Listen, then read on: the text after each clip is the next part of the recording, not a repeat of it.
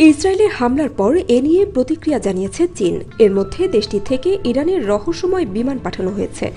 এ বিমান নিয়ে শুরু হয়েছে নানা জল্পনা কল্পনা। বুধবার সংবাদমাধ্যম দ্য টেলিগ্রাফের এক প্রতিবেদনে এ তথ্য জানানো হয়েছে। প্রতিবেদনে বলা হয়েছে, ইরানে ইসরায়েলের হামলার ঠিক একদিন পর চীন থেকে একটি রহস্যজনক কার্গো বিমান ইরানের দিকে রওনা হয়েছে। এরপর আরও একটি বিমান চীনের উপকূলীয় শহর থেকে ছেড়ে গেছে। এছাড়া সোমবার সাংহাই থেকে তৃতীয় আরও একটি বিমান ইরানে গেছে। এ নিয়ে 3 দিনে 3টি বোয়িং 747 বিমান ইরানে পাঠানো হয়েছে।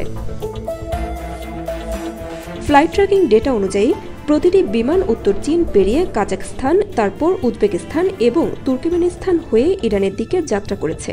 এসব বিমান ইরান সীমান্তের কাছে গিয়ে হঠাৎ রাডার থেকে অদৃশ্য হয়ে যায়।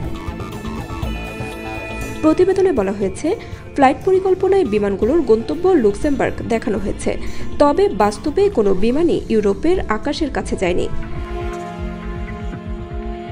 যুদ্ধের মধ্যে ইরানে বিমান পাঠানোয় নতুন উদ্বেগ দেখা দিয়েছে। এসব বিমানে কি পাঠানো হয়েছে তা নিয়েও নানা জল্পনা কল্পনা চলছে। এভিয়েশন বিশ্লেষকরা বলছেন, এই বোয়িং 747 বিমানগুলো সাধারণত সামরিক সরঞ্জাম পরিবহনের জন্য ব্যবহৃত হয়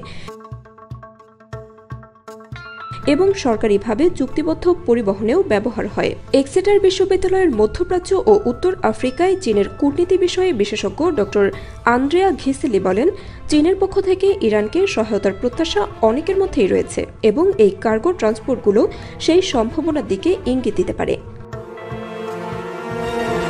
ইসরায়েলের নিরাপত্তা গবেষণা সংস্থার গবেষক তুভিয়া গেরিং বলেন, চীনার সামরিক সরঞ্জাম ইরানে পৌঁছেছে কিনা তা পুরোপুরি নিশ্চিত নয়, তবে সম্ভাবনাটি উড়িয়ে দেওয়া উচিত হবে না। এদিকে ফ্লাইট অপারেটর লুক্সেমবার্গ ভিত্তিক কার্গোলাক্স দাবি করেছে, তাদের ফ্লাইটগুলো ইরানি আকাশপথ ব্যবহার করেনি, তবে তারা বিমানের কার্গো নিয়ে কোনো মন্তব্য করেনি।